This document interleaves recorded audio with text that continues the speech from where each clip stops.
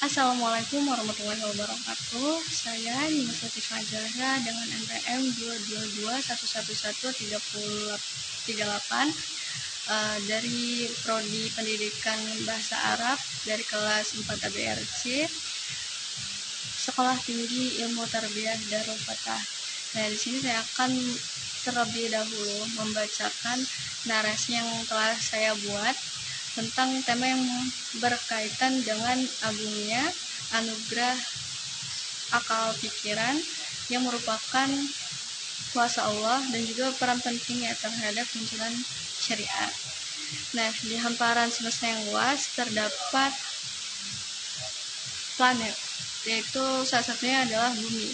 Dari sanalah Allah menciptakan manusia yang dikaruniai anugerah terindahnya, yaitu akal pikiran. Akal bagaikan lentera yang menerangi jiwa, memungkinkan manusia untuk berpikir, merenung, dan memahami ciptaannya yang agung.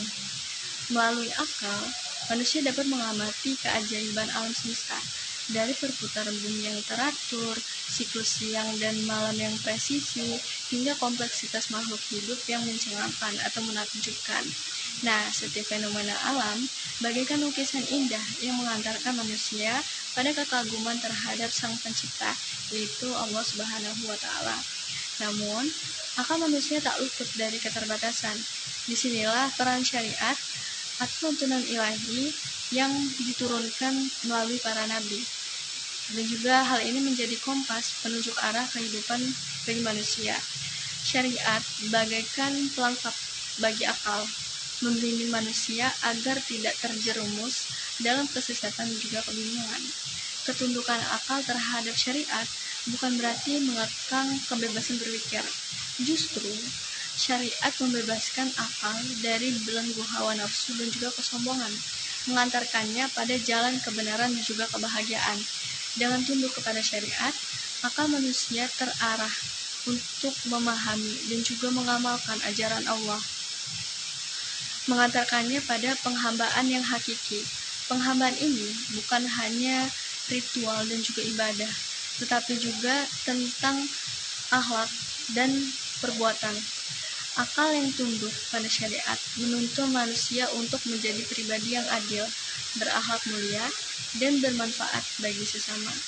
Jadi banyak ya contohnya di luar sana itu yang ternyata memang meragukan dari penciptaan alam semesta dan isi-isinya ini, karena memang sangat teratur, sangat terstruktur, betapa indahnya hal yang sudah diatur, atau apa namanya itu, tata letak mungkin ya itulah supaya hal yang ada di dalam alam semesta ini memang seindah itu gitu, dan seteratur itu. Nah, jadi para ilmuwan tuh banyak yang menanyakan tentang bagaimana penciptaan alam semesta ini, bagaimana mulanya gitu, terus siapa penciptanya gitu. Kan mereka ingin mengemukakan teori gitu, dan banyak juga teori-teori gimana dari pembentukan bumi, misalkan gimana cara pembentukan planet dan lain sebagainya. Nah, pertanyaan-pertanyaan yang berkaitan tentang penciptaan atau pencipta alam semesta juga isinya itu tidak sampai bagi para ilmuwan.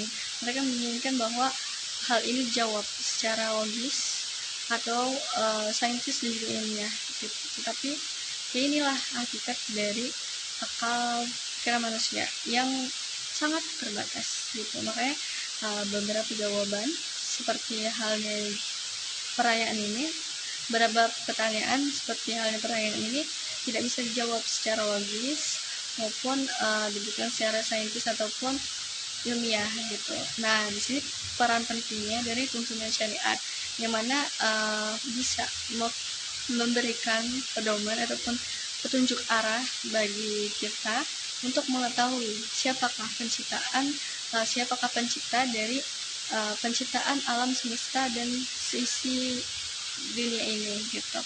Jadi kita nggak bisa untuk nerawang gitu, kita nggak bisa mengira-ngira siapakah penciptanya, tetapi pada tuntunan syariat, tuntunan ilahi, ini semua sudah dijelaskan gitu, bahwasanya hal yang mereka pikirkan gitu dari pertanyaan-pertanyaan mereka, jawabannya itu ada di tuntunan syariat ini.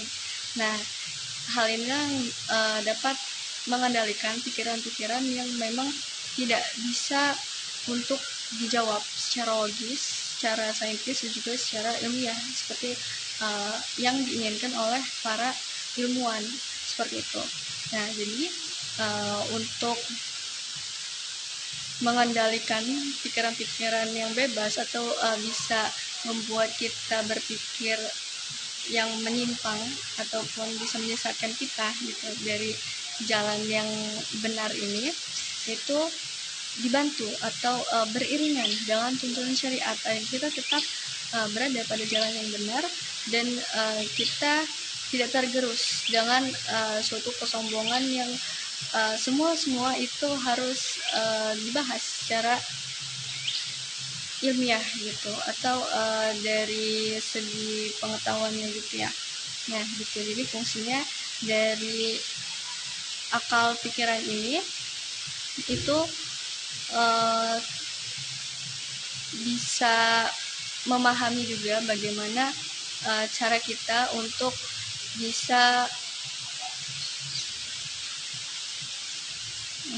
menjadi hamba Allah yang sangat memerhatikan terhadap kuasanya gitu. Jadi untuk kita yang memang akal pikiran itu berjalan beriringan dengan tuntunan syariat atau tuntunan yang sudah Allah berikan gitu, petunjuk hidup, petunjuk kehidupan bagi manusia, kita tuh melihat alam semesta ini gitu, alam semesta dan sisinya ini yang memang udah teratur itu dan juga sudah tersistem, terstruktur semuanya itu ya, ini adalah kuasa Allah gitu. Kalau bukan Allah yang menciptakan, yang nggak akan seindah ini gitu. Karena memang kalau misalkan manusia yang bikin nggak mungkin. Kita dari segi akal aja kita sangat terbatas gitu kan. Kita tidak bisa untuk mengatur segala hal itu sedemikian rupa gitu. Makanya di tuntunan syariat ini itu sangat penting kaitannya dengan akal pikiran, yaitu untuk terus memberikan kita petunjuk pada akal pikiran yang sangat liar gitu. Lalu yang kedua yaitu tentang pentingnya pendidikan Islam yang mencakup pengetahuan, moral atau sikap dan juga keterampilan untuk membentuk generasi yang unggul dan juga tangguh di era disruptif. Nah, di era disruptif yang penuh gejolak ini, dunia pendidikan itu dihadapkan pada tantangan yang besar dalam mencetak generasi penerus bangsa yang tangguh dan berkarakter. Disinilah peran penting pendidikan Islam yang menyeluruh, mencakup ranah pengetahuan, sikap, dan keterampilan. Dan hal ini menjadi kunci utamanya. Pendidikan Islam tak hanya berfokus pada transfer ilmu, pengetahuan agama, tetapi juga membentuk akhlak mulia dan membekali keterampilan yang dibutuhkan dalam menghadapi era disruptif. Nah, generasi muda perlu dibekali dengan pemahaman Islam yang kokoh, yang menuntun mereka dalam bersikap dan bertindak sesuai dengan nilai-nilai agama. Di ranah pengetahuan, pendidikan Islam haruslah komprehensif, memadukan ilmu agama dengan sains dan teknologi. Siswa juga perlu dibekali dengan pengetahuan dasar Islam yang kuat seperti Al-Quran, hadis, dan fikih. Namun, tak hanya itu, mereka juga perlu mempelajari sains dan teknologi terkini agar mampu beradaptasi dengan perubahan zaman. Pendidikan Islam juga harus menanamkan akhlak mulia pada diri siswa. Nilai-nilai seperti kejujuran, tanggung jawab, disiplin, dan kerjasama harus ditanamkan sejak dini.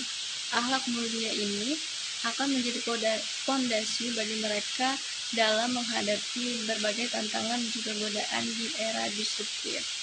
Nah, di era disruptif ini memang banyak tantangannya dalam dunia pendidikan. Jadi uh, kalau misalkan dari fenomena sosialnya itu ada yang namanya degradasi moral.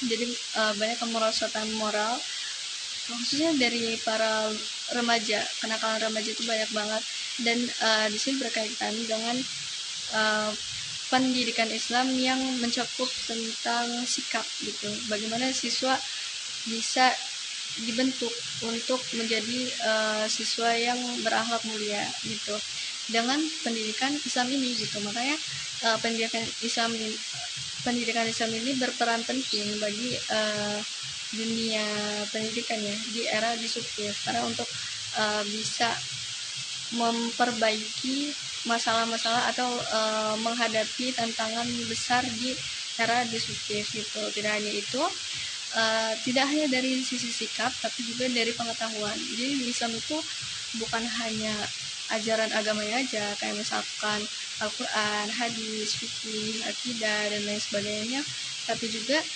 uh, di Islam itu diajarkan tentang pengetahuan di bidang lainnya. Misalkan di bidang ekonomi, gimana caranya berdagang, cara jual beli gitu. Terus di mana juga bisa menjatuhkan hukuman kepada orang yang bersalah atau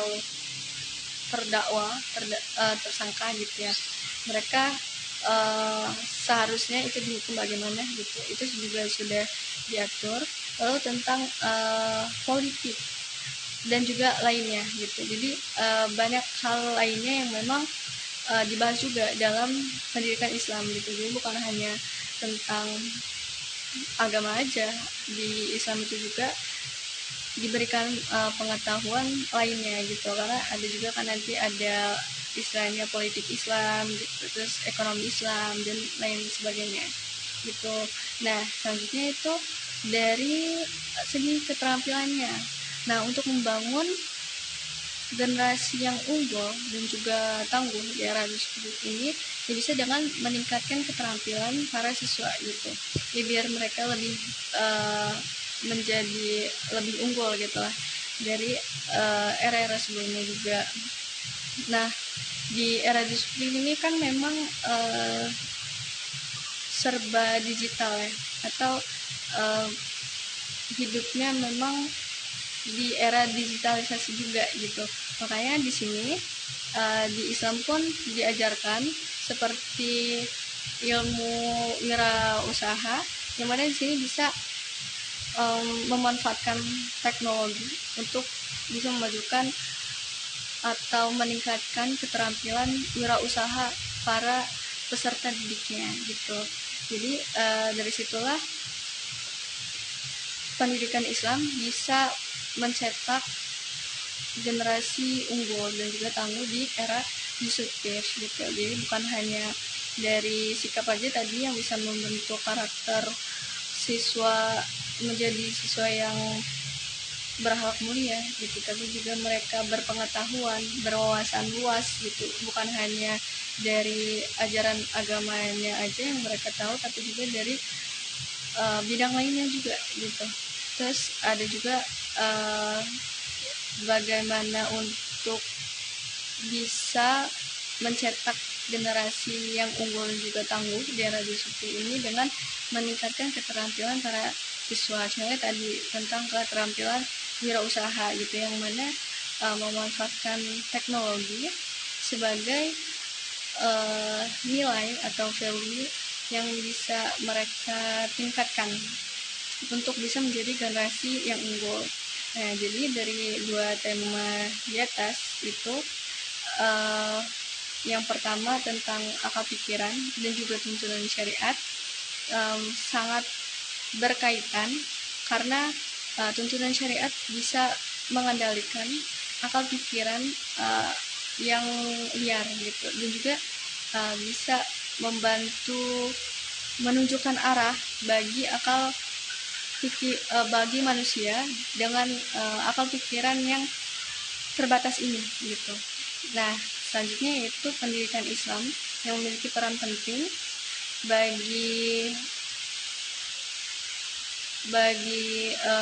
dunia pendidikan dalam mencetak generasi yang unggul dan juga tangguh di era disruptif. Nah, hal ini mencakup tentang pengetahuan, sikap, dan juga keterampilan, yang mana tidak hanya bisa menjawab dari permasalahan degradasi moral, yaitu fenomena sosial yang saat ini marak terjadi gitu, tapi juga bisa menjadikan siswa itu lebih berpengetahuan, lebih berwawasan luas gitu. Di samping memang karakter dirinya itu baik gitu, terus juga bisa meningkatkan keterampilannya yang sesuai dengan zamannya. Itu kalau di era disruptif itu serba digital ya, atau semuanya itu serba memanfaatkan teknologi gitu. Nah, sekian dari saya akhiri. Wassalamualaikum warahmatullahi wabarakatuh. Terima kasih.